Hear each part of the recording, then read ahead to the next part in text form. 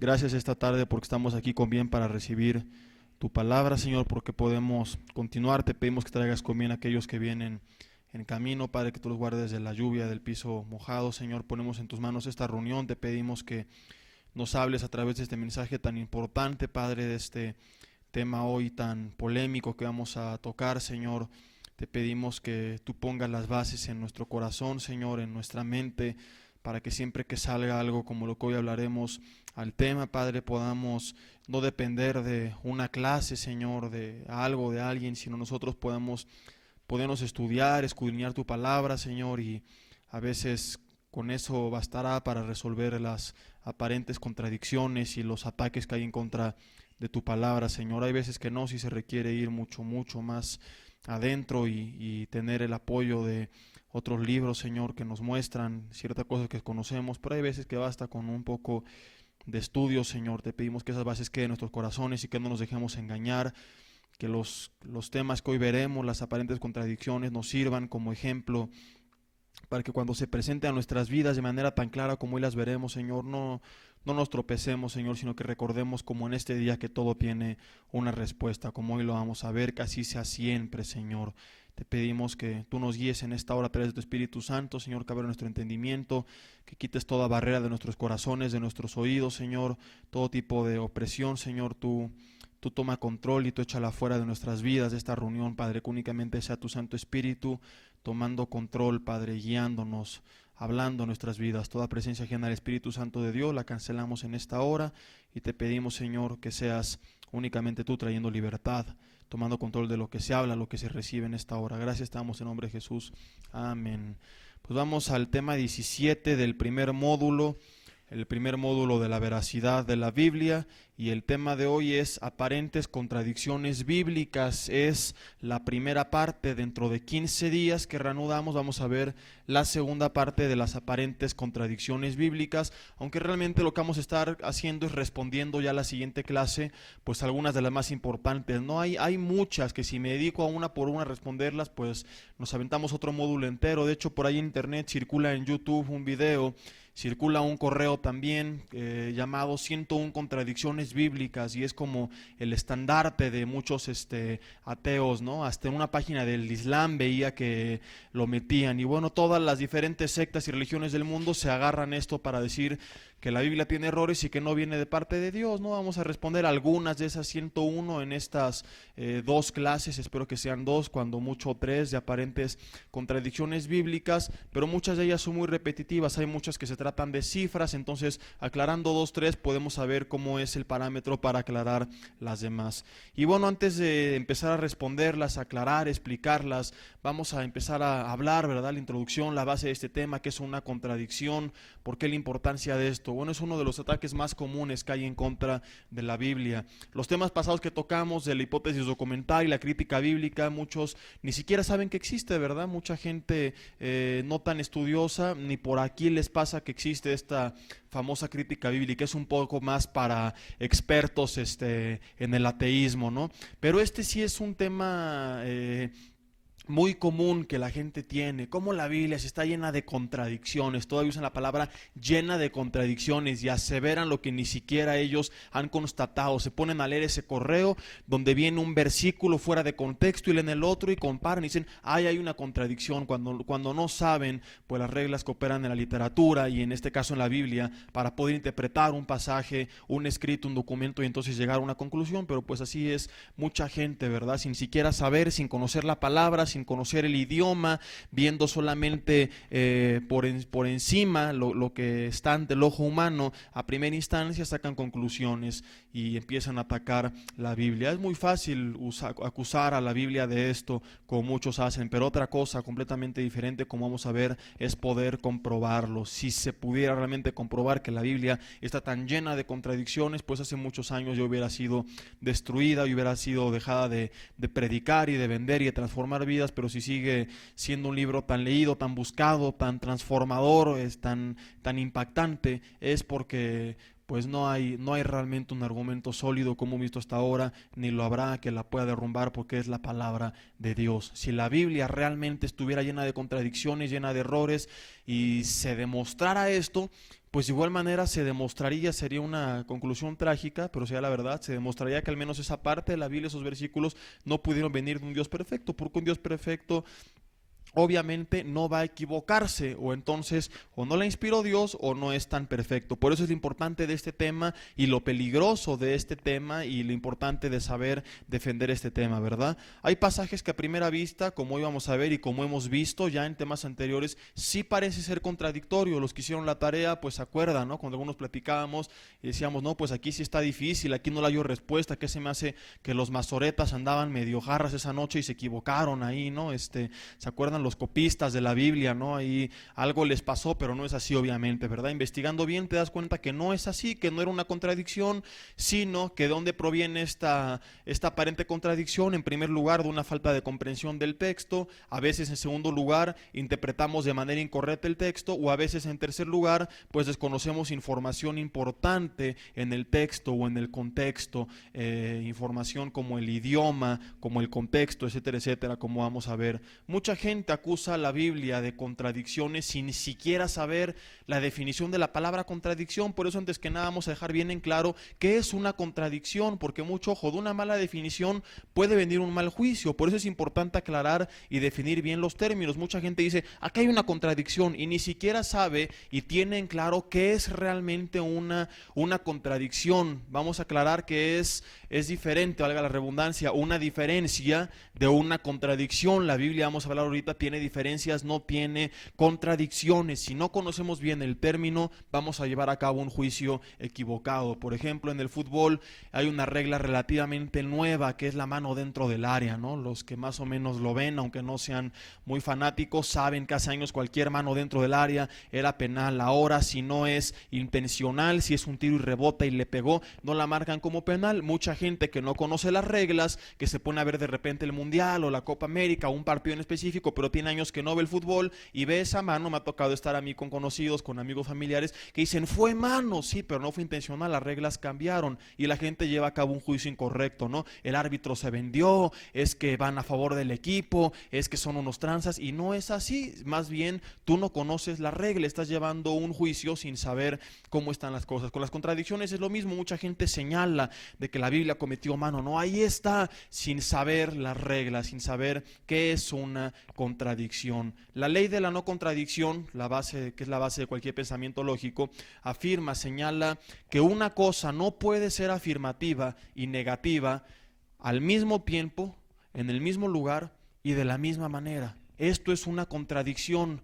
Cuando se afirma algo y se niega algo al mismo tiempo, en el mismo lugar y de la misma manera. O sea, no puede estar, por ejemplo, lloviendo y no lloviendo al mismo tiempo, en el mismo lugar, a la misma hora. Esto es una contradicción, y es bien importante aclarar esto. Únicamente podemos acusar a la Biblia de haber cometido una contradicción cuando se viola este principio. Por ejemplo, si la Biblia dijera, Jesucristo fue crucificado en Jerusalén a tal hora, y obviamente Jerusalén es el lugar, y otro pasaje dijera Jesús fue crucificado en Nazaret al mismo tiempo, hay una contradicción, hay un error únicamente en este caso. Y todo esto tan obvio lo tenemos que aclarar, porque mucha gente, te repito, mucha gente cree haber encontrado contradicciones cuando no las hay.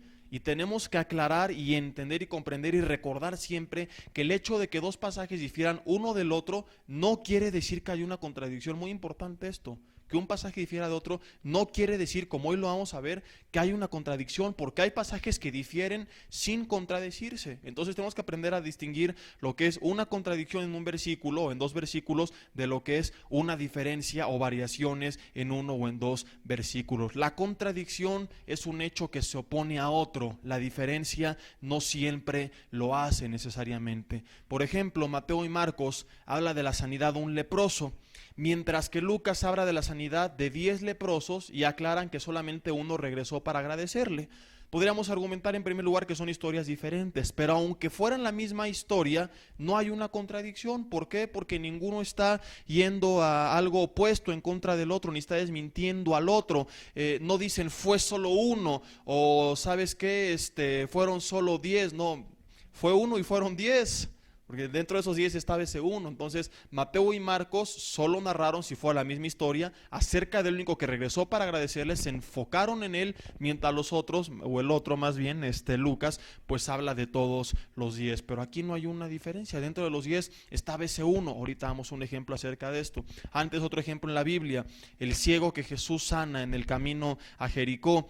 Mateo habla de 2 hombres ciegos que le salen al encuentro al mismo tiempo, mientras que Marcos y Lucas únicamente hablan de un ciego que le sale al encuentro. Nuevamente, aunque fueran la misma historia, aunque fuera el mismo relato paralelo, no hay ninguna contradicción. ¿Por qué? Porque como vimos, una contradicción en su definición niega o es opuesta a la otra declaración. En estas historias, ninguna declaración niega la otra. No hay una negación, no hay una oposición, más bien hay un complemento, complementa la otra historia. Y te puse ahí un ejemplo para explicarte esto, para que nos quede más claro. Hoy tú hablaste en la mañana con el pastor Víctor Alejandro, fuiste en la tarde con el pastor Alejandro y fuiste en la noche con el pastor Rafa a pedirles una consejería acerca de tus pecados, ¿no? Te quieres arrepentir, ya no quieres ir a las chivas, quieres ser un hombre de bien, así que decidiste pedir ayuda, dejar esas inmundicias atrás, ¿no? A ver quién de los 3 te daba un mejor consejo. 2 amigos tuyos te acompañaron durante todo el día y escriben en un diario acerca de ti lo que hiciste hoy, jueves 21 de julio del 2011. Uno pone en su diario que hablaste con el pastor Víctor, el otro pone que hablaste con Alex, el otro pone que hablaste con el pastor Rafa. Mueren, pasan miles de años, se encuentran el diario de tu vida, escrito por 3 diferentes autores, por 2, perdón, bueno, vamos a ver que eran 3 amigos, dije que eran 2 amigos, ¿verdad? Son 3 amigos que te acompañan. Entonces mueres, encuentran el diario de tu vida, una composición de 3 diferentes autores, empiezan a complementarlos, a tratar de armar tu vida, juntan los 3 diarios y entonces dicen, caray, jueves 21 de julio del 2011 dice que estuvo con Víctor, dice que estuvo con Alex, dice que estuvo con Rafa. Aquí hay una contradicción, dirían los críticos del momento, ¿verdad? Aquí hay un error. Te pregunto, ¿realmente la hay? ¿La hay o no la hay? ¿Por qué? Porque uno de ellos dice que hablaste con Rafa, otro con Alex, otro que hablaste con Víctor.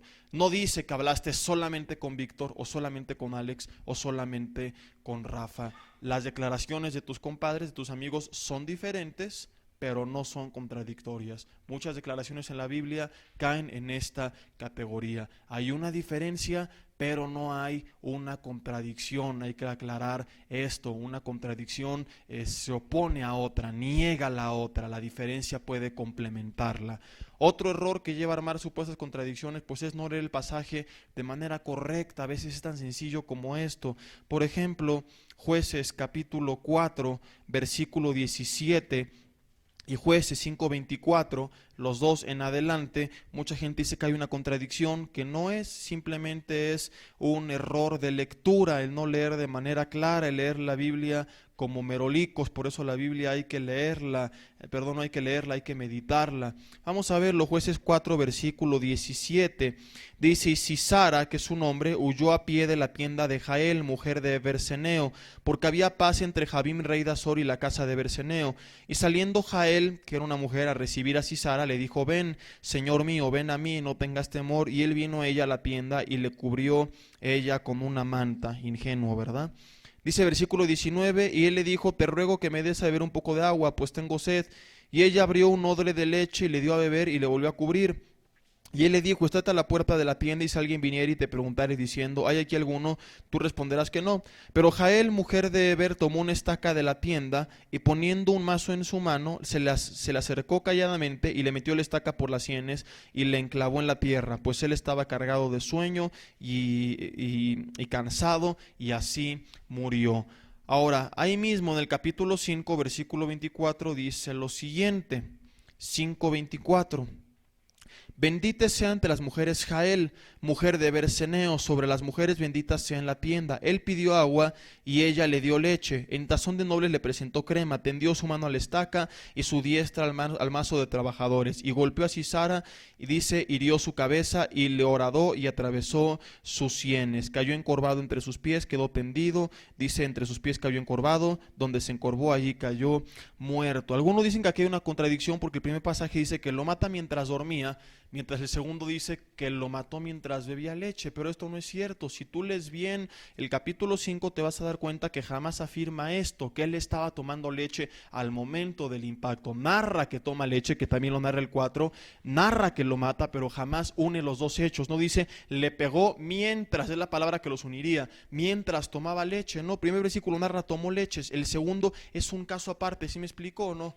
Otra cosa, en el segundo caso dice que le pegó con el mazo en la cabeza. En el primer caso únicamente dice que le clavó la estaca, en el capítulo 4. En el 5 dice que le pega con el mazo y que le clava la estaca. En el capítulo 4 únicamente dice que trae el mazo. No contradice una a la otra, no se oponen, porque el 4 no dice solamente le clavó el cuchillo. ¿Sí me explico o no?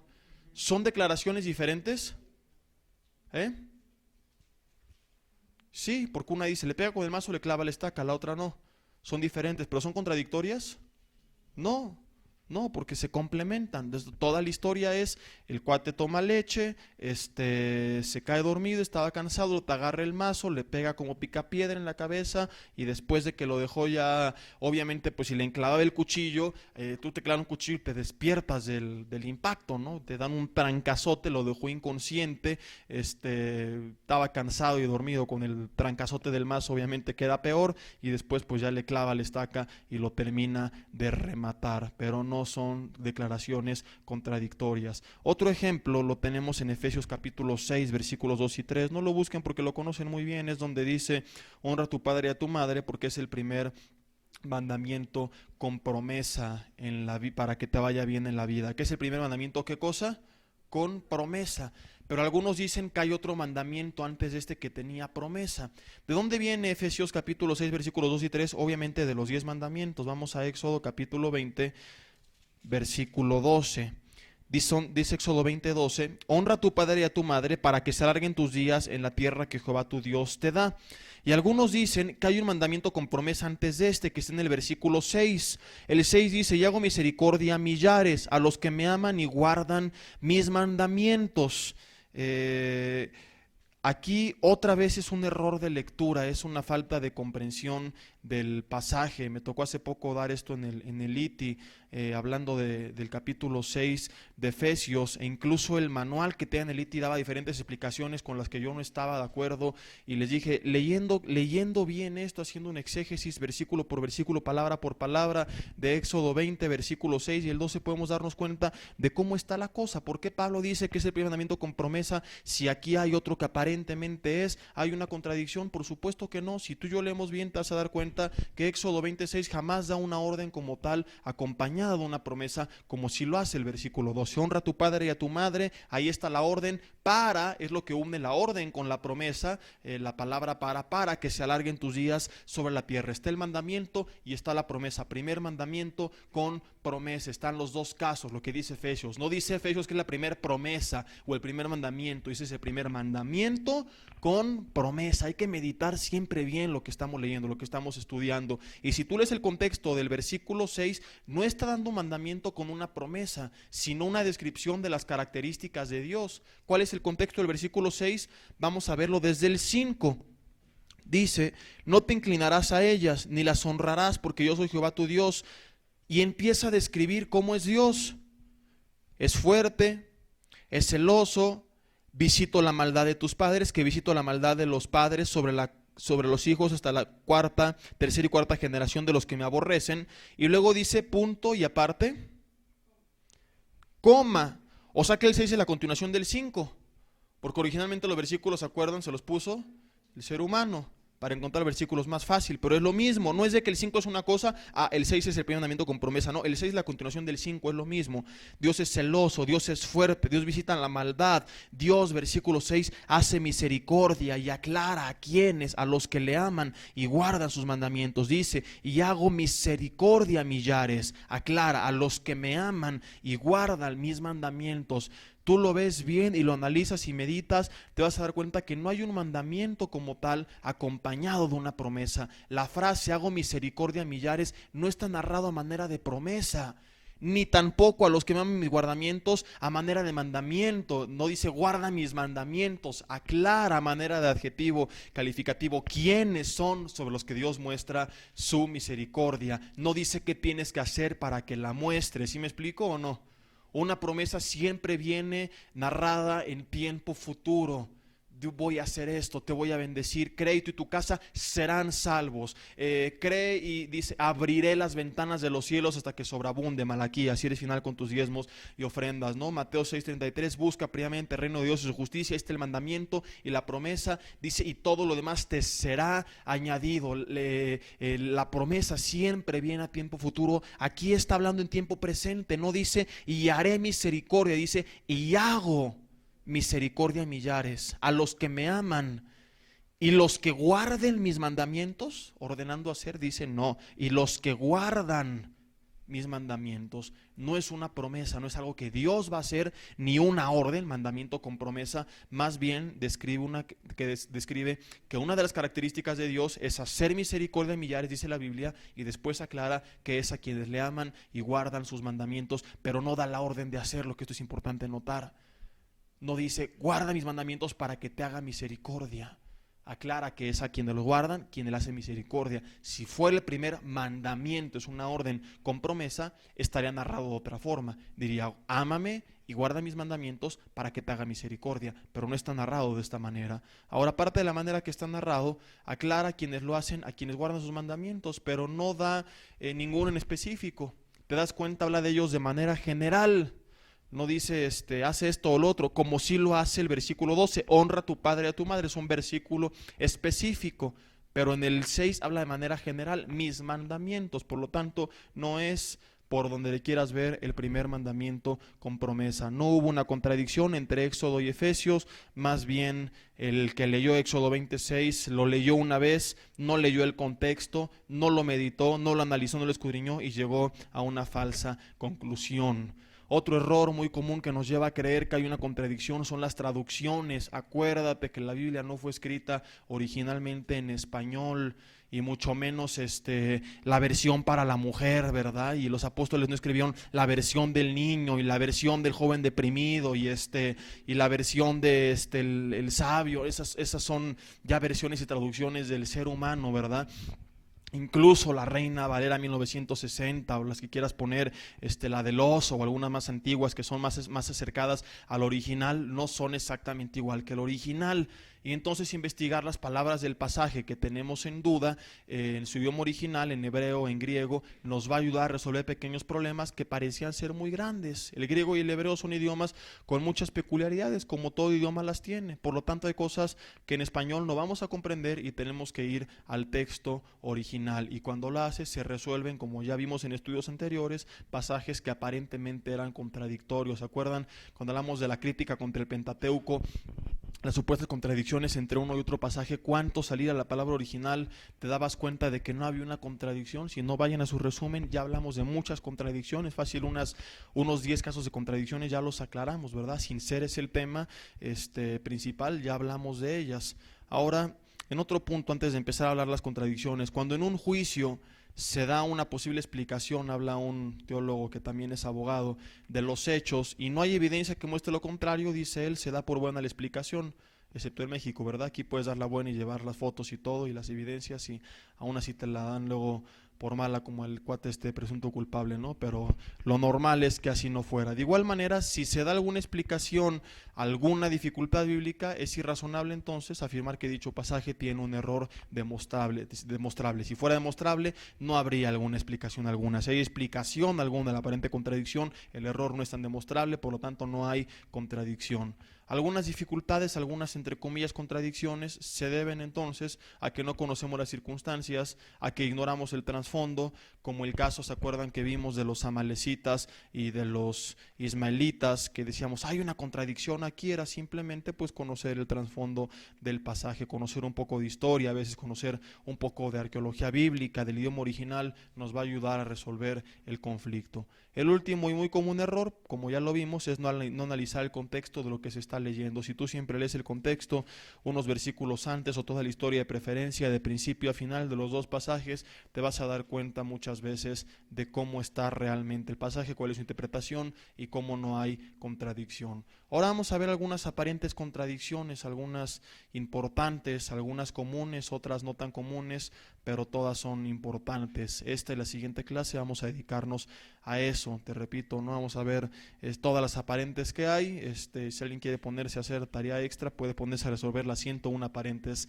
contradicciones, ¿verdad? Muchos tienen sus respuestas, vi algunas, unas están, unas son posibles, otras están medio fumadas, desde una gran explicación teológica y versículos y todo, hasta como que alguno dice, no, es que alguno de los escribas, pues se le fue ahí un plumazo y dices, bueno, ¿cómo vas a argumentar esto? No es posible poner esto como argumento. En primer lugar, el aparente error de Mateo. Mateo capítulo 27, versículo 3 al 10, es la base de nuestras primeras dos contradicciones. Mateo nos metió en un par de problemas que vamos a resolver en este momento. Mateo 27, versículo 3 dice, entonces Judas, el que la había entregado, viendo que era condenado, devolvió arrepentido las 30 piezas de plata a los principales sacerdotes y los ancianos, diciendo, yo he pecado entregando sangre inocente. Mas ellos dijeron, ¿qué nos importa a nosotros? Allá tú. Y arrojando las piezas de plata en el templo, salió y fue y se ahorcó. Los principales sacerdotes, tomando las piezas de plata, dijeron, no es lícito echarlas en el tesoro de las ofrendas, porque es precio de sangre. Ahí sí bien santos, ¿verdad? Pues vamos a matarlo, pero esto sí no es lícito. Así gente bien hipócrita, ¿no? Ay, cuando hablamos los que van los martes al estudio de la religiosidad y las tradiciones en la iglesia, ay, tomó una copa de vino, pero él se avienta sus 3 litros de coca, que hacen peor, comprobado científicamente, peor una coca que una copa de vino, ¿verdad? Una lata de cerveza. No digo que te avientes toda la botella, ¿verdad? De cerveza o toda la botella de vino, pero digo que incluso muchos doctores recomiendan para la salud, la circulación de la sangre, como antioxidante, etcétera, etcétera. Y no digo esta manera de justificación, no me gusta a mí el alcohol, no por religioso, sino porque el sabor no me gusta, no es mi hit, ¿verdad? Pero bueno, así hay mucha gente, ¿no? Le cantó esta canción a su esposa, una canción bonita que no tenía nada de malo, no era para Dios, pero tampoco hablaba del diablo, era una canción de amor, que bueno, Dios creó el amor y qué tiene de malo que a tu pareja se la cantes, pero sí se avientan su cigarrote, o cosas por sus tacos de carnitas que también hacen daño al cuerpo, que también es pecado porque tu cuerpo es el templo del Espíritu Santo, y ahí sí andan, ¿verdad? Échale más de buche, compadre, y cueritos y todo, ¿no? Y así eran estos cuates, ¿no? Pues no vamos a echar las monedas en el tesoro, pero vamos a matar a Jesús, ahí sí no era malo, ¿verdad? Y después de consultar, volviendo al tema, dice, compraron con ellas el campo del alfarero para sepultura de los extranjeros, por lo cual aquel campo se llama hasta el día de hoy campo de sangre. Así se cumplió lo dicho por el profeta Jeremías cuando dijo, y tomando las 30 piezas de plata, precio del apreciado, según precio puesto por los hijos de Israel, y las dieron para el campo del alfarero, como me ordenó el Señor. ¿Cuál es el problema aquí? A lo mejor está tan claro que no le hemos detectado. Digo tan claro porque cita que la profecía la da ¿quién? Y abajito de ese versículo del 10, muchas Biblias tienen la referencia del pasaje que se está citando. Y los que la tienen pueden ver que a quién está citando. ¿Lo habían visto o no? Dice que lo profetizó Jeremías. Sin embargo, la cita, y es correcto, no se equivocaron en poner esa cita, obviamente no las no lo pusieron los autores, las pusieron después los hombres como referencia para encontrar más fácil un pasaje, aunque a veces son erróneas, en este caso sí están bien. La cita de quien da esta predicción es de Zacarías 11, versículos 11 al 13, vamos a leerlo, y es el aparente error de Mateo, que no es Jeremías, es Zacarías. Y dices, ah, caray. Y entonces, ¿por qué dice que Zacarías? Vamos a Zacarías, que es el penúltimo libro del Antiguo Testamento, antes de Malaquías. Zacarías 11, versículo 11, dice así, la cita que su Biblia da y que es la correcta. Dice, y fue deshecho en ese día, y conocieron los pobres del rebaño que miraban a mí, que era palabra de Jehová. Y les dije, si os parece bien, dadme mi salario, y si no, dejadlo. Y pesaron por mi salario 30 piezas de plata. Y me dijo, Jehová, échalo al tesoro, hermoso precio con que me han apreciado. Y tomé las 30 piezas de plata y las eché en la casa de Jehová al tesoro. Ahora, ¿por qué Mateo se la asigna a Jeremías? Hay dos posibles respuestas, pongan mucha atención. Yo me voy por la segunda, pero les doy la primera de todas formas. Una posible respuesta es la prioridad del libro de Jeremías en el Talmud, que en el Talmud recuerdan los comentarios de los rabinos acerca de las leyes, las costumbres, tradiciones y comentarios acerca de la ley. Y en el Talmud, el libro de Jeremías es el primer libro profético en el orden antiguo que tenían los rabinos, ¿verdad? De todos los libros proféticos, el primero era Jeremías. Entonces, Mateo tal vez nos hizo el favor de meternos en este problema porque estaba citando la colección de los profetas que iniciaba con Jeremías. Era común en ese entonces, como ya lo hemos visto, vamos a ver un ejemplo ahorita nada más, citar de manera general ya sea la ley, ya sea los salmos o ya sea los profetas, sin hablar del libro en específico que mencionaba X o Y asunto. Por ejemplo, hay un asunto, ¿no?, que tú tienes, hay 5 libros que los consideras como los profetas, vamos a suponer, ¿no?, de hoy en día. Y el libro número 3 es el que habla cierto asunto que estás mencionando, y en lugar de decir el libro número 3 dice esto, te refieres a como dicen los libros, estás hablando de los 5. Eso era común en ese entonces. Jesús mismo lo hizo. Lucas 24, versículo 44, vamos a ver cómo él se refiere de manera general, y a veces así se hacía, ¿no? Sucedió para que se cumpliera lo que está escrito en los profetas o en la ley, sin aclarar exactamente qué pasaje es el que describía la situación. Lucas 24, versículo 44, dice así, dice, por tanto, también vosotros estad preparados. Ah, caray, no estoy en Mateo yo, les dije Lucas, ¿verdad? Lucas Lucas capítulo 24, versículo 44. Dice, y les dijo, estas son las palabras que os hablé, estando aún con vosotros, que era necesario que se cumpliese todo lo que está escrito de mí en la ley de Moisés, en los profetas y en los salmos.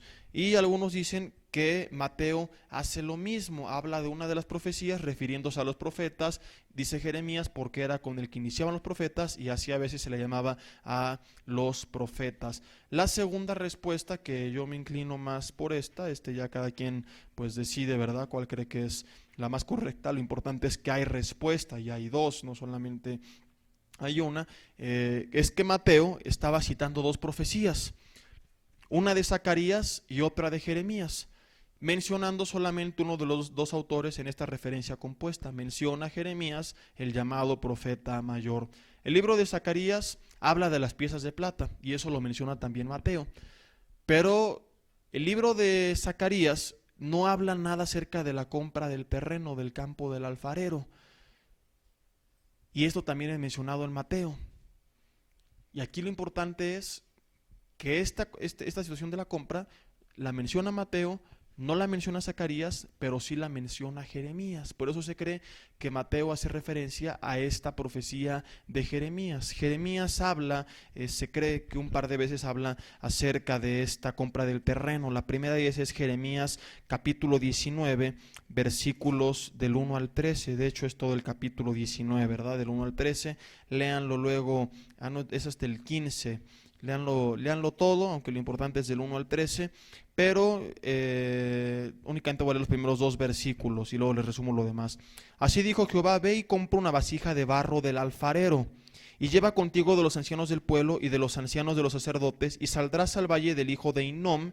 Esta región de Hinnom es donde estaba el campo del alfarero que se compra y donde Judas muere, que está la que compran los sacerdotes con las 30 piezas de plata, más bien, que es donde Judas muere, es lo mismo. Dice que está a la entrada de la puerta oriental, y proclamarás allí las palabras que yo te hablaré. Dirás pues: oíd palabra de Jehová, oh reyes de Judá y moradores de Jerusalén. Así dice Jehová de los ejércitos, Dios de Israel: he aquí yo traigo mal sobre este lugar, dice, tal que a todo el que lo oyere le retiñan los oídos. Porque me dejaron y enajenaron en este lugar y ofrecieron el incienso a dioses ajenos, los cuales no habían conocido ni ellos, ni sus padres, ni los reyes de Judá, y llenaron este lugar de sangre de inocentes. Fíjate cómo empiezan las similitudes. El lugar es comprado, el lugar es el mismo, Hinnom, el valle del alfarero. Se proclama que en ese lugar inocentes murieron, y después de todo eso sigue hablando el juicio, etcétera, etcétera. Y el 6, otra cosa importante, dice: por tanto, aquí vienen días, dice Jehová, que este lugar no se llamará más Tofet, ni valle de Hinnom, sino valle de la matanza. ¿Y qué pasó con el lugar que compraron los sacerdotes? ¿Qué le pasó al nombre? Vamos a regresar a verlo.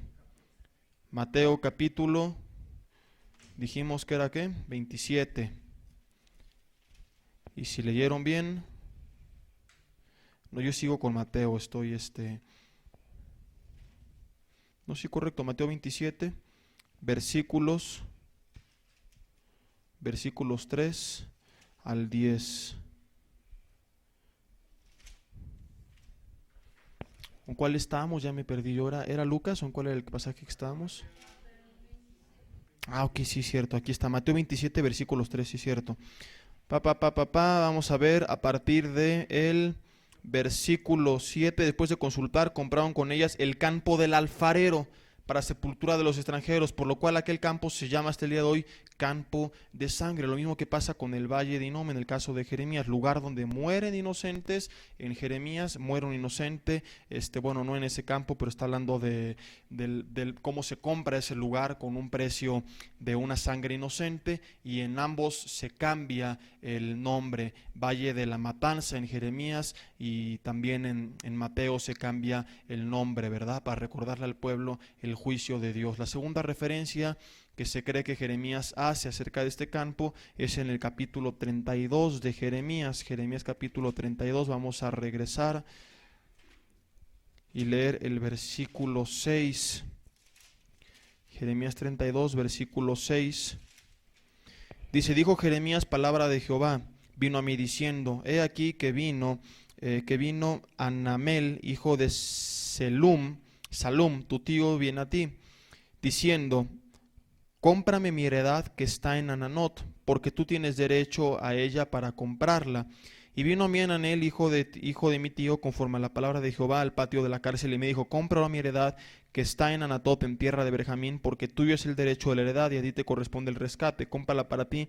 Entonces conocí que era palabra de Jehová. El pasaje sigue hablando, y el 14 dice: así ha dicho Jehová a los ejércitos, Dios de Israel, toma estas cartas, esta carta de venta sellada y esta carta abierta, y ponlas en una vasija de barro para que se conserven muchos días, porque así ha dicho Jehová de los ejércitos, Dios de Israel, aún se comprarán casas, heredades y viñas en esta tierra, hasta el versículo 15. Y uno de los campos que Dios tenía en mente era el del alfarero. Entonces Zacarías añade el detalle de las 30 piezas de plata, del dinero tirado en el piso del templo, y por eso Mateo se cree pues que él siente que ambos pasajes habían sido cumplidos, una profecía típica en el caso de Jeremías y otra explícita en Zacarías, donde se habla incluso de la cantidad, ¿no?, de las 30 piezas, y por esa razón toma detalles de ambos profetas, de Jeremías y Zacarías, habla de los dos, importante, si únicamente si Zacarías menciona los dos casos de la compra del campo y de las piezas de plata, dirías, caray, pues ¿por qué cita a Jeremías, no? Pero cuando hay una y una, es normal que entonces digas, por eso citó pues al papá profeta, a Jeremías, ¿verdad? Es una referencia de ambos, pero él se limita a hablar de Jeremías. Es esa o la primera explicación. En segundo lugar, ahí mismo en Mateo 27, hay otra aparente contradicción que ahora tiene que ver con la muerte de Judas. Mateo 27, vamos a leer un poquito antes, desde el versículo 3. El mismo pasaje trae es doble arma para los que están en contra de la palabra. Dice Mateo 27, desde el 3. Entonces Judas, el que la había entregado, viendo que era condenado, devolvió arrepentido las 30 piezas de plata a los principales sacerdotes y a los ancianos, diciendo, yo he pecado entregando sangre inocente. Mas ellos dijeron, ¿qué nos importa? Allá tú. Arrojando las piezas de plata en el templo, salió y fue, ¿y qué hizo? Y se ahorcó. Ahora, Hechos capítulo 1 narra otra descripción acerca de la muerte de Judas. Hechos 1, versículo 16.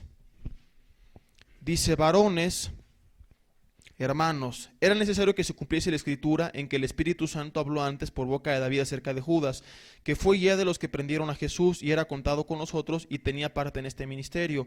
Este pues, con el salario de su iniquidad adquirió un campo, y cayendo de cabeza se reventó por la mitad y todas sus entrañas se derramaron. Aquí agrega algo, que él muere en el campo que se compró con esas piezas de plata. No era de Judas, ¿verdad? Lo compran los sacerdotes, pero él se dice en forma simbólica que lo adquiere, ¿no? No dice él lo compró, para él dice adquirió con el precio de su iniquidad, se adquiere un campo y cayendo de cabeza se reventó por la mitad. Y es muy explícita la Biblia, dice, todas sus entrañas se derramaron. Esta es de las contradicciones más señaladas porque es de las más obvias, ¿verdad? En la Biblia. Y aparentemente hay dos versiones de cómo a Judas se le cayó el cantón. Aquí en Hechos dice, pues que él cae de cabeza y se revienta por la mitad, bien sangriento, ¿no? El autor, y sus entrañas y todo se derramaron. Algunos hasta leen esto y les duele la cabeza. Y en Mateo, pues únicamente dice que se ahorcó. A lo mejor Mateo era un poquito, ¿cómo se le llama? A los que no se animan a ver muertos, un poco sacón, ¿no? Si ustedes entienden el término. Ahora, ¿hay realmente una contradicción aquí? A primera instancia sí, pero no. Te lo voy a explicar. Mateo no dice que Judas no se cayó. Y Hechos tampoco dice que Judas no se colgó. Ambos relatos pueden ser verdaderos y complementarios. Te lo voy a explicar y hasta el final van a ver cuál es la base de esto. Hechos, para empezar, es bien importante notar esto, concuerda en Mateo en que compró el campo. Ahora sabemos que lo hizo y que ahí murió porque ambos lo narran, ¿verdad? Pero en Hechos hasta pareciera ser, si lo tomas como otra versión de su muerte, que se murió por accidente, porque no dice, como muchos argumentan, que se aventó a las rocas y se murió, dice cayendo de cabeza. Entonces, bueno, compraron el campo, fue el de vacaciones a pasar un día de campo y se tropezó y se murió. No, obviamente no. Judas se ahorcó en ese campo, es la explicación, y ahorita te voy a decir cómo podemos saber y ver que esto tiene muchísima lógica.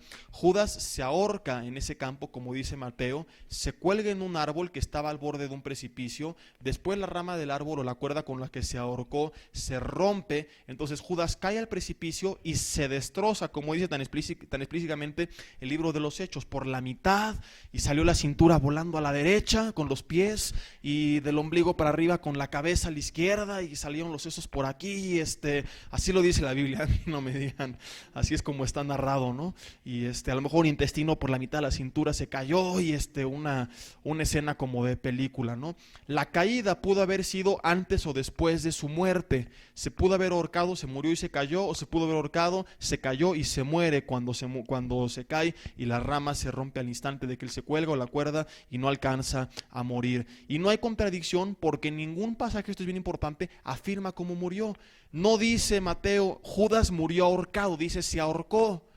No dice Hechos, Judas murió porque se rompió a la mitad y se destrozó. se limitan a describir una acción. Mateo dice se ahorcó, Hechos dice se rompió a la mitad y se destrozó. Cosas que pudieron haber pasado juntas, y ahorita vamos a ver cómo la evidencia lo demuestra. Pero no hay una contradicción en la forma en que Judas muere. Si uno dijera Judas murió así, se ahorcó, y otro dijera Judas murió así, se cayó y se reventó, a caray, no puede morir. Lo que te decía al principio, una contradicción es algo opuesto que sucede en el mismo lugar, al mismo tiempo, de diferente manera. No podía Judas morir de dos maneras, en el mismo lugar, a la misma hora. O muere ahorcado, o muere porque se cae y se revienta. No mueres ahorcado y reventado, ¿sí me explico o no? Es una o la otra. Y la Biblia no dice murió, da descripciones de su muerte. Es una de las dos. No sabemos cuál es, ¿verdad? Porque la Biblia no dice murió de esta forma. Dice qué pasa cuando él se muere, pero no afirma cómo esto sucedió. Entonces no hay una contradicción. Ahora esto es bien importante, lo que decíamos, conocer los factores externos, ¿no? Examinando hoy el terreno de Hinom. Por eso la Biblia aclara cuál es el campo que compraron. Desde la parte baja del valle se puede ver, busca en internet, si no crees, ahí algunas imágenes, fotos y todo. Se pueden ver terrazas rocosas de 8 a 13 metros de altura, casi perpendiculares, o están en diagonal, que es perpendicular, es hacia arriba, casi como un edificio, ¿verdad? Obviamente con alguna caída en forma de diagonal. A la orilla de todo eso hay árboles que crecen y hay un pavimento rocoso en la parte baja. Por lo tanto es muy fácil concluir esto. Judas va, se ahorca, el árbol, la cuerda se rompe, entonces él cae en esas caídas de 8 a 13 metros casi perpendiculares, se golpea partiendo de esta manera su cuerpo en dos partes, como lo narra la Biblia, y deshaciéndose. Para aquellos que conocían el lugar no había problema en escuchar las dos descripciones de su muerte. El problema viene para los necios, los incrédulos, que juzgan sin antes conocer, averiguar, investigar cómo están las cosas, ¿verdad? Pero cuando tú sabes cómo están y analizas detenidamente los pasajes, te das cuenta que no hay contradicción. Sucede un caso como el ejemplo del principio que les dije, fue y tomó consejería con 3 pastores, 3 diferentes amigos de él, dice fue con tal, años después juntan la versión. Hoy hay una contradicción, ¿no, Señor? Cada uno narró puntos de vista diferentes del día de esa persona. Es lo mismo aquí. Son 2 sucesos de una misma persona en un mismo día. Un autor narra una parte del suceso, otro narra otra parte. Se complementan y se llega a la totalidad de la historia, pero no es una contradicción. ¿Sí queda bien claro o no? Ahora hay casos como el que sigue, que va a estar bueno. Estas últimas sí van a estar para nivel avanzado, y no se las voy a decir para que se vayan con la duda toda la semana. No es cierto, tienen ahí aparte sus hojas, no hay problema. Hay casos como este donde se necesita un tercer pasaje que nos ayuda a comprender los 2 primeros que se tiene problema para interpretar juntos. Mucho ojo con esto. A veces no va a bastar leer los 2 pasajes y te vas a quedar con la duda. Y ahí sí tienes que conocer más la Biblia. Ahí no basta con meterte a fondo los pasajes, porque necesitas un tercero que te lo aclare. Y este es el ejemplo número 3, que es el censo de David. No el menso, el censo con C de casa de David. Segunda de Samuel, capítulo 24, versículo 1. Era en esos tiempos considerado como pecado llevar a cabo un censo si Dios no lo ordenaba. Era algo malo, como matar hoy en día, o fornicar, o ir a los pumas, o inmundicias como esas, ¿no? En ese entonces se cree, la Biblia no aclara por qué, pero se cree que era porque era como una desconfianza en Dios. El censo era ver cuántos hombres tengo armados y jinetes y caballos, cuántos coches y casas. Era como la confianza en sí mismo, ¿verdad? En lugar de confiar en Dios.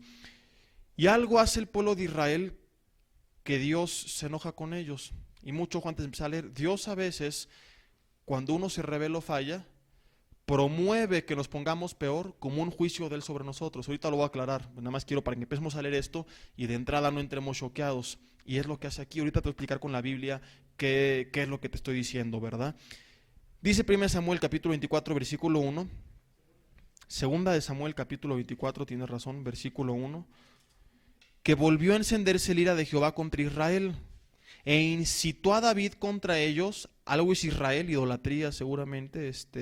Entonces se enoja y los incita a que dijese: ve, haz un censo de Israel y de Judá. Y luego sigue narrando el resto del pasaje, todo el censo. Primera de Crónicas, un poquito más adelante, capítulo 21, versículo 1, dice lo siguiente. Primera de Crónicas, capítulo 21, versículo 1. Pero Satanás se levantó contra Israel e incitó a David a que hiciese censo de Israel. A ver, dices, bueno, ¿dónde quedó la bolita? ¿Fue Satanás o fue Dios? No creo que sean compadres y llegaron juntos, ¿no? Abrazados y das un censo. Y uno dice que fue Satanás y otro fue Dios. Sería una posible respuesta que obviamente es más que anulada. Segunda posible opción que también queda anulada es que son diferentes censos, porque si tú lees el resto del contexto de la historia, te vas a dar cuenta que es exactamente la misma historia. Entonces es el mismo censo, pero en uno es ordenado por Dios y en otro por Satanás. ¿Hay una contradicción aquí? No. ¿Cuál es la respuesta? Escúchenme bien, se me van a espantar, pero ahorita se lo voy a explicar. La respuesta es que Dios lo hizo a través del diablo. ¿Cómo está esto? Más atención todavía. Dios quería obrar un propósito, o sea, hacer un juicio. Y entonces permitió u ordenó, porque vamos a ver que a veces permitió, como en el caso de Job, que fuera tentado para obrar un propósito en Job, o a veces ordenaba, como ahorita vamos a ver ejemplos, hacerlo a Satanás, y Satanás feliz, tratando de hacer un mal, de destruir, pues estaba obrando, tal vez sin saber, porque él no es omnisciente, él no conoce ni el futuro ni todas las cosas, no sabe qué Dios va a hacer, estaba obrando para los propósitos de Dios. Dios, hasta el mismo diablo lo usa a veces, ¿verdad? ¿Dónde está esto en la Biblia? Primera de Samuel, capítulo 16. Pues suena una herejía enorme, ¿no? Ya está, dice, yo no entro al siguiente módulo, aquí ya empezaron las herejías, y yo voy a hacer uno de un diplomado que se llame ¿Por qué no ir al estudio de los jueves de Jesse? Primera de Samuel, capítulo 16, versículo 14. Dice, el espíritu de Jehová se apartó de Saúl, él se rebela, conocemos la historia, y le atormentaba un espíritu malo. ¿De parte de quién? ¿A poco hay ángeles gandallas? No puede haber un espíritu malo de parte de Dios, ¿o sí? Sí, no está en el reino de Dios. Se refiere a un demonio aquí. Un espíritu malo es un demonio, no hay espíritus buenos en el reino de Dios. ¿De parte de quién?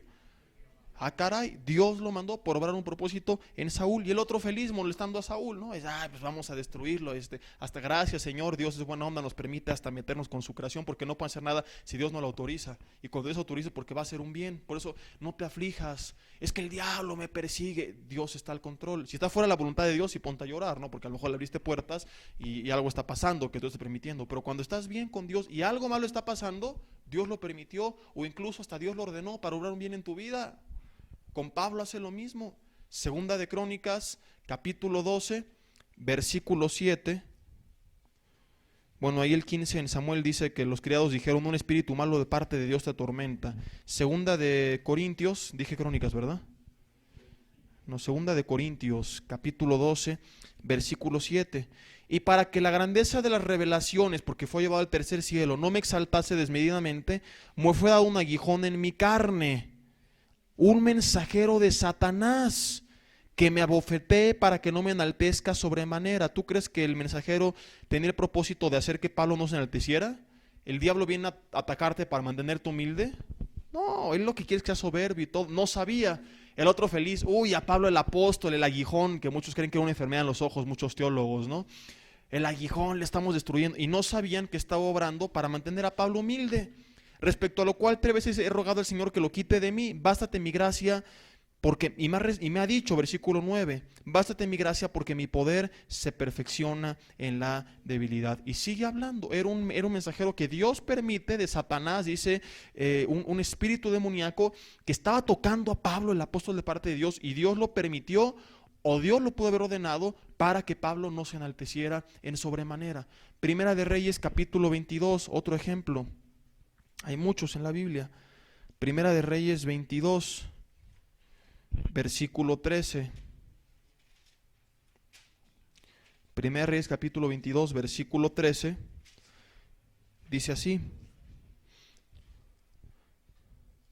el mensajero que había ido a llamar a Micaías le habló diciendo, he aquí que las palabras de los profetas a una voz anuncian al rey cosas buenas. Sea ahora tu palabra conforme a la palabra de alguno de ellos y anuncia también buen éxito. Querían que les profetizaran lo bonito, ¿no? Solitos se engañaban, como pasa hoy en la iglesia. Háblanos de prosperidad, di que voy a ser rico, que todo va a salir bien. No me digas mis pecados, no me reprendas, no me exhortes, no, dime lo bonito. Y muchos, pues está lo bonito, ¿no? Y es lo que querían aquí, desde entonces pasaba. Micaías respondió, vive Jehová, que lo que Jehová me hablar, eso diré. Y esa tiene que ser tu postura siempre como maestro de la palabra. Dios te manda a hablar algo bonito, está bien, vas a dar ánimo. Dios te dice, ve y súrtetelos, vas y te los surtes. Dice, vino pues al rey y el rey dijo, Micaías, ¿iremos a pelear contra Ramot de Galad o los dejaremos? Y el rey quería que le dijeran, sube y vas a ganar. Él le respondió, sube y serás prosperado, y Jehová Jehová le entregará en mano del rey. Le miente lo que le pidieron. Y el rey le dijo, ¿hasta cuántas veces he de exigirte que no me digas sino la verdad en nombre de Jehová?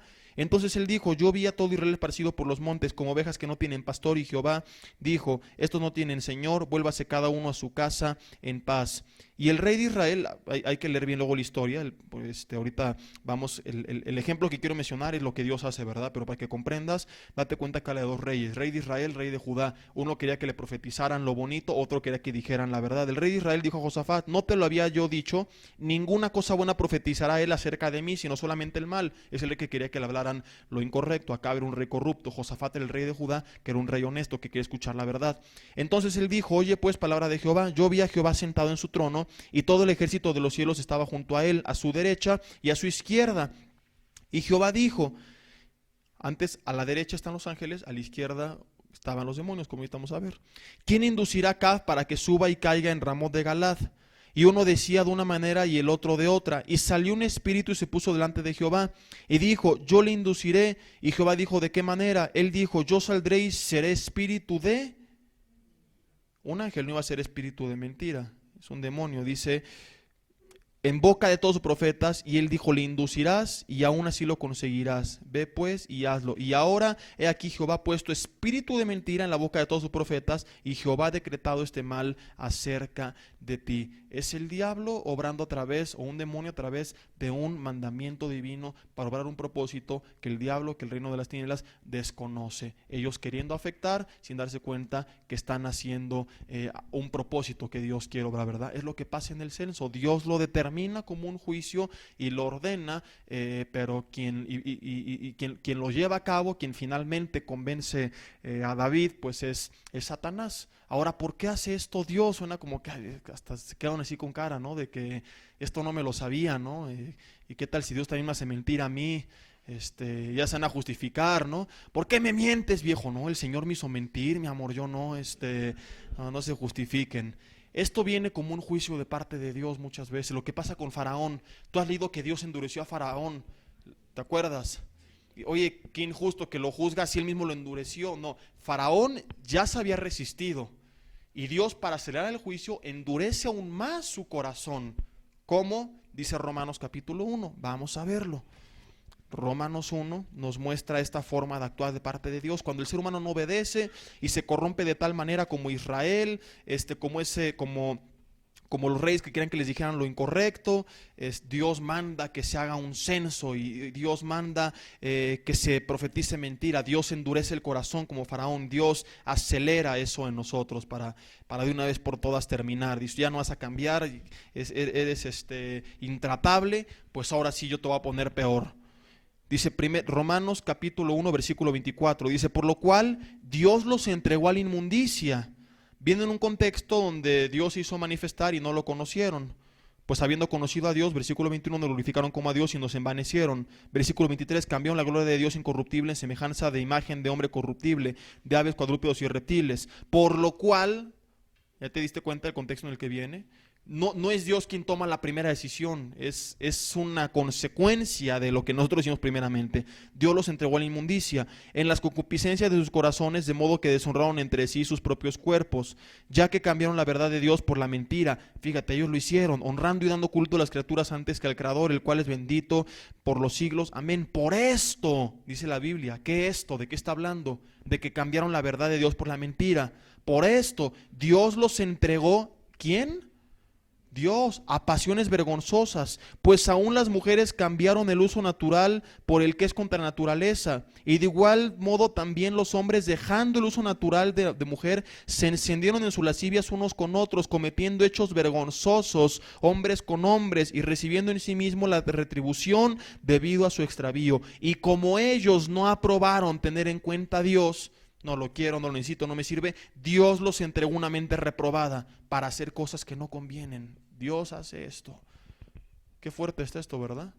O sea, no quisiste, te hablé, dice Proverbios, por cuanto no quisiste oír y aborreciste mi consejo y mi reprensión, dice, serás hastiado de tus propios caminos. Vas a comer de tus consejos, vas a clamar a mí, no te voy a responder, vas a llamar, yo no voy a estar ahí. Es gente que se corrompe tanto como Faraón, como Israel, que dice Dios, pues ahora que te pongas peor y hacerlo mi juicio sobre esta manera, de esta manera sobre tu vida. Proverbios 1, todo Proverbios 1 y 2, ahí está. Sí, ¿es 1 o es 2? Si no es lunes, la otra decía, ¿verdad? Una profeta por ahí, ¿no? Pero es 1 o 2, porque viene luego ahí al principio. Otro ejemplo de esto es Primera de Tesalonicenses, Segunda de Tesalonicenses. Yo traigo pleito hoy con el número de las cartas, ¿verdad? Me le he pasado en otras que no son. Lo bueno que están anotadas porque soy confío en la memoria. Yo hubiera terminado esto hace media hora. Segunda de Tesalonicenses. Vamos a ver cómo aquí habla de esto nuevamente. Ya se me perdió, es que está aquí Filipenses, Colosenses, Tesalonicenses. Ahí están bien cortitas. Segunda de Tesalonicenses capítulo 2, versículo 10. Fíjate. Y con todo engaño de iniquidad para los que se pierden, por cuanto no recibieron el amor de la verdad para ser salvos. Por esto, porque no reciben el amor de la verdad, dice, Dios les envió un poder engañoso para que crean la mentira, a fin de que sean condenados todos los que no creyeron la verdad, sino que se complacieron en la injusticia. Vamos a dejarla hasta aquí, porque nos faltan todavía, la siguiente está muy buena, son las contradicciones en las cifras. Les cuento rápidamente, léanlo en casa, la siguiente, dentro de 15 días lo explicamos. ¿O tienen 10 minutos? ¿Sí? Si alguien se tiene que ir, puede hacerlo, ¿eh? Nada más ponen ahí en la entrada su asistencia, su... ¿Cómo? ¿Nada más qué? Nada más reprueba. No, de verdad, si alguien, a lo mejor tienen compromiso, nadie tiene compromisos o algo, seguimos entonces, perfecto. La otra clase empieza hasta dentro de media hora. Entonces vamos a, porque este está muy buena. Segunda de Samuel 24, versículo 9 y Primera de Crónicas 21, 45. Voy a ir un poco rápido, pero las tenemos que leer porque si no, no me la creen. Segunda de Samuel 24, versículo 9. Joab dio el censo del pueblo al rey, y fueron los de Israel, anote esto en tu mente, 800,000 hombres fuertes que sacaban espada, y los de Judá 500,000 hombres. ¿Cuántos? 800,000 más 500,000. Primera de Crónicas, capítulo 21, versículo 45, hablando del mismo censo que también trajo conflicto, ¿verdad? Sobre quién lo provocó. Ahora trae un nuevo conflicto. Primera de Crónicas, capítulo 21, versículo 45.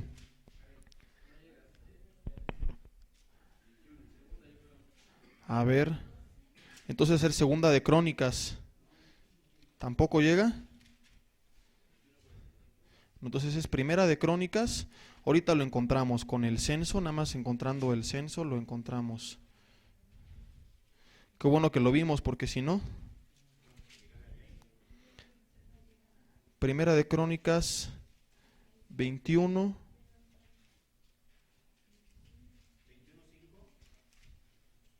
A ver, exactamente, ahí está. Tachen ahí en su hoja, tachen el 4.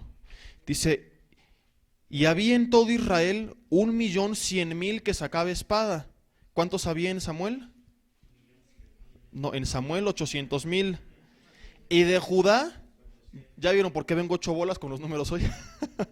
Y de Judá 470,000 hombres que sacaban espada. Y dices, ah, caray, ¿eran 1,100,000 o eran 800,000? ¿Eran 500,000 o eran 470,000? Y esta sí está buena, porque aquí por más que le leas ese mismo contexto, muchos aquí te decían, no, pues fueron los escribas ahí que se echan unas copas, andaban medio jarras y se equivocaron en los números, ¿no? Hay varias teorías. Hay una que argumenta que como el censo no venía de parte de Dios, era un censo que Joab hizo de mala gana. Incluso tú lees todo el pasaje, por tiempo no lo vemos porque es muy largo, no todos los versículos que hablan. Joab, dice la Biblia, no termina el censo, entonces faltan algunas tribus, entonces como dicen, quedan los datos incorrectos, etcétera, etcétera. Hay otra explicación que argumenta que la diferencia de 300,000 es que esos 300,000 estaban al servicio del rey, y dan versículos donde de cada tribu había 24,000, y son de las 12 tribus 288,000, y dicen que eran otros 12,000 que estaban en cada una de las 12 tribus, y dan versículos con las cifras, etcétera, etcétera. Pero creo que hay una explicación mucho más simple. Segunda de Samuel 24, si tú lo leíste bien, agrega a la descripción del pasaje un adjetivo calificativo de los 800,000 hombres que no da Primera de Crónicas. Segunda de Samuel capítulo 24, versículo 9, vamos a volverlo a leer. Cuando habla acerca de esos hombres, dice lo siguiente, segunda de Samuel 24, versículo 9. Dice, y Joab dio el censo del pueblo al rey, y fueron los de Israel 800,000 hombres fuertes que sacaban espada. Y Primera de Crónicas se limita a decir que eran 1,100,000 fuertes también. ¿Ya lo viste? Que sacaban espada, pero no lo describe como fuertes. Esta palabra fuertes, cuando se habla de la guerra, es un término bien importante. Es cajail, se pronuncia chayil, significa fuerte. A veces se traduce como guerrero, porque es una palabra con la que se describe a los guerreros. Acuérdate que en esos tiempos, pues la gente para la guerra, incluso el rey, tenían que ser fuertes, altos, saber usar armas, etcétera, ¿no? Y a los guerreros se les llamaba chayil muchas veces, fuertes. Y en Samuel habla de 800,000 fuertes que sacaban espada, pero en Crónicas habla únicamente de 1,100,000 que sacaban espada. O sea, había en Israel 1,100,000 que sacaban espada y podían pelear, pero solamente 800,000, significa esto, eran aptos para hacerlo. Los otros 300,000 eran seguramente hombres que quedaron en las reservas, que fue contada como una posible segunda alternativa, pero no eran expertos, no eran fuertes, no eran guerreros. Por ejemplo, si en México se hace un censo para ir a la guerra, ¿no? Que iríamos con pura resortera, algo por el estilo, pero bueno, supone que se hace. Y dice un diario en la noche, se contaron 100,000 hombres en el Estado de México y uno que otro que no se sabe, que pueden pelear. Y otro diario mañana en la mañana dice, se contaron 80,000 hombres en el Estado de México que son buenos para el trompo, o sea, que saben pelear, que son fuertes, etcétera, etcétera. Te pregunto, ¿hay una contradicción? No, como al principio aclaramos, y por eso es importante recordar las reglas, y por eso las vimos y dedicamos tanto tiempo, y siempre hay que recordarlas cuando tengamos pasajes dudosos. Hay una diferencia en este ejemplo de los diarios, ¿no? Uno dice son 800,000, otro dice son 100,000, pero no una contradicción, porque el primero reporta la cantidad total disponible de los que quedaron, de los que pueden pelear, mientras el segundo reporta únicamente los que están aptos, están preparados para hacerlo. Es lo que pasa en este caso muy probablemente con Segunda de Samuel y con Primera de Crónicas. En un pasaje se reporta la cantidad total, mientras el otro se limita a reportar únicamente la cantidad de los que estaban preparados para hacerlo. No hay contradicción, hay una diferencia y se complementa, pero no hay contradicción. ¿Qué pasa con Judá? Dice que eran 470,000 un pasaje y que eran 500,000 el otro. Hay dos posibles respuestas. Número uno, que suceda algo similar a lo de Israel. Tú lees el pasaje de Samuel, vámonos rápido, porque ya para que ya no se haga tan tarde. El pasaje de Samuel dice que eran 500,000 hombres, mientras el pasaje de Crónicas aclara y les pone un adjetivo, no un adjetivo calificativo, ¿verdad? Más bien les agrega un verbo, algo que hacían. Aclara que eran 470,000 hombres que sacaban espada. En Samuel no. En 2 de Samuel 24, versículo 9 dice, y los de Judá 500,000 hombres. Y en Crónicas dice que sacaban espada. Posiblemente es lo mismo. Esta es la primera respuesta posible, que un pasaje se refiere a la cantidad total, mientras otra la cantidad total de personas que sabían pelear con espada. Vemos cómo hay coherencia en la narración, en la descripción, cómo hay compatibilidad. Sería difícil explicarlo de esta manera si los datos fueran al revés. Si dijeran de repente un pasaje hubo 470,000 hombres y el otro 500,000 aptos para la guerra, dirías, ah, caray, ¿cómo son más los aptos para la guerra que la cantidad total? ¿Sí me explico o no? Pero no es así, hay compatibilidad siempre, y se los puse ahí con negrillas. La cantidad mayor es la que se refiere al total, y esto es bien importante subrayarlo, mientras que la cantidad menor se refiere y da alguna característica específica que había dentro de la cantidad total. Si fuera al revés, ahí sí nos ponemos a llorar y a ver qué hacemos, y nos podemos hacer cuentas con la otra interpretación del cuate que dice que eran 288,000. Si los encontré, los otros 12 fueron los que nunca encontré, por eso no se me hace tan apta, ¿verdad? Habría que investigar un poco más a ver si es cierto que estaba esa guardia especial de 12,000, quedan 300,000 en total dentro de la guardia, etcétera, etcétera, pero no es así. Entonces, malo si dijera, ¿no?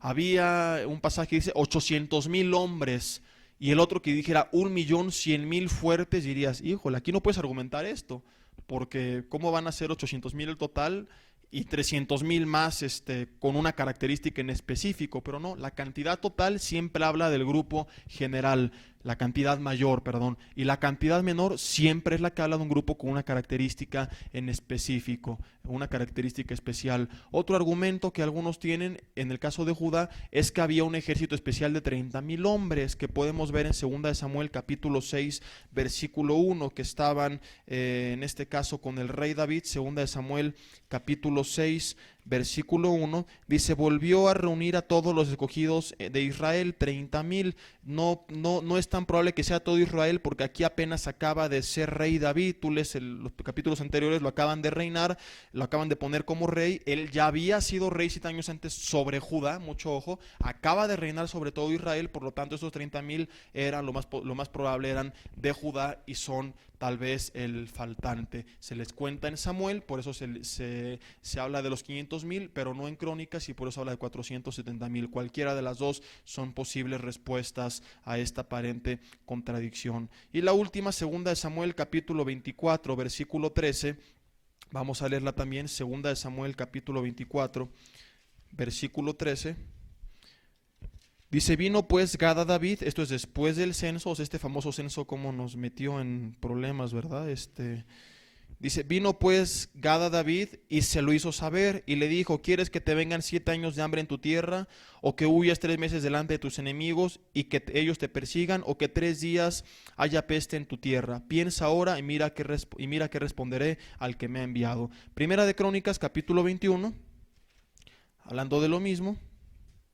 En el mismo contexto, aquí sí no podemos argumentar que son diferentes historias. A veces sí, son diferentes historias, como ya lo vimos en otros ejemplos. Aquí no. Primera de Crónicas capítulo 21, versículo 12. Dice, escoge para ti o 3 años de hambre, o por 3 meses ser derrotado delante de tus enemigos con la espada de tus adversarios, o por 3 días la espada de Jehová. Esto es la peste en la tierra, y que el ángel de Jehová haga destrucción en todos los términos de Israel. Mira pues, que responderé al que me ha enviado. ¿Vieron la diferencia o no? Todos los datos son iguales, pero hay una diferencia. En Samuel le da a escoger, dice 7 años de hambre, lo demás es igual, pero en Crónicas le dice 3 años de hambre. Igual hay diferentes teorías, ¿no? Uno decía que 7 se refiere a que 7 es la perfección en la Biblia, entonces 7 era la perfección de la prueba, entonces total eran 3, no estoy muy de acuerdo.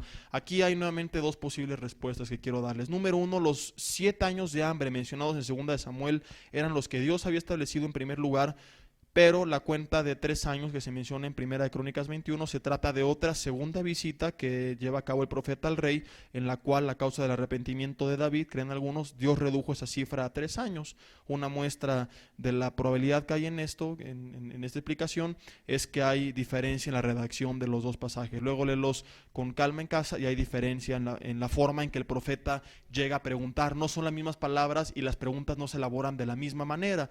Por eso concluyen, son 2 visitas diferentes. Es como presentar una grabación ante la corte de un testimonio que tú diste, y de repente, una grabación en dos cassettes, ¿verdad? Que supuestamente fueron, supongamos, una de un celular y otra de una grabadora, de algo que tú dijiste. Y al presentarlas, de repente hablas del mismo tema, pero con diferentes palabras, ¿no? Lo armas de diferente forma. Dirías, oye, no puede ser la misma porque sería igualita. Entonces concluirían que son dos grabaciones del mismo testimonio que tú diste, uno antes y uno después, similares pero con algunas diferencias, ¿no? Al ver estas diferencias en la redacción, en la forma de hablar del mismo profeta con el mismo rey por la misma situación, pues concluyen muchos es que son dos diferentes visitas porque no usan los mismos términos y palabras. Puede ser una. La segunda es que de los 7 años de hambre en su tierra, David únicamente iba a sufrir 3. ¿Por qué sabemos esto? Porque se usan dos términos diferentes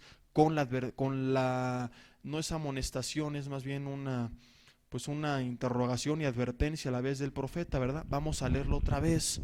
Ya que estamos aquí en Primera de Crónicas, leemos versículo 12. Escoge para ti o 3 años de hambre, ¿para quién? O por 3 meses ser derrotado delante de tus enemigos con la espada de tus adversarios, o por 3 días la espada de Jehová, esto es la peste en la tierra. Aquí se habla de la tierra en la peste, no dice para ti, habla de la tierra. Y que el ángel de Jehová de destrucción en todos los términos de Israel. No puedes argumentar que el juicio era lo mismo él e Israel, porque se hace diferencia entre lo que era para él y entre lo que era para la tierra. Y en el primer caso, en el caso del hambre, que son uno de 3 juicios, si no lo analizas, el primero de 3 era para él, dice en Primera de Crónicas, escoge para ti. Luego dice, o por 3 meses derrotado delante de tus enemigos, con tus adversarios, también es para él. O por 3 días la espada de Jehová, esto es la peste en la tierra. El tercero dice que es para todos. ¿Sí me explico? Primeros 2 en Crónica dice que son para él. El último es para todos. Pero en 2 de Samuel 24, de aquí terminamos, versículo 13, no es así. 2 de Samuel capítulo 24, versículo 13.